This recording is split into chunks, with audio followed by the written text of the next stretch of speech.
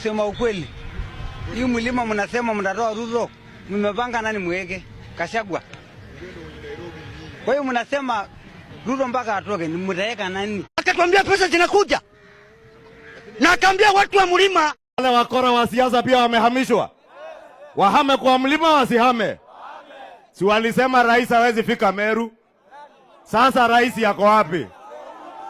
Rais ako wapi? Ati rais ako wapi? Na muachane na sisi. You removed us from all committees in parliament. Mulitupeleka wapi? Nashukuru. Hata mimi sipangingwi. Hiyo nilikataa. Hiyo maneno yote umesema, siku ukikuwa rais ufanye hivyo vile unataka. Wacha mimi nifanye vile najua. Kuna wengine hapa wananiambia ati niendelee kupigiwa makofi. Mimi sihitaji makofi. Sisi kama tunaelewana. Kuna kazi nyingine itafanyika bila makofi. Si ndio? Nyinyi ambaye mnatafuta makofi, endeleeni kutafuta makofi. Wale mnatafuta umaarufu, endeleeni kutafuta umaarufu. Najua hao watu wengine ni wageni.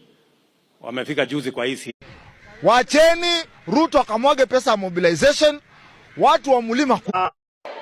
Mimi nawaambia chungeni sana.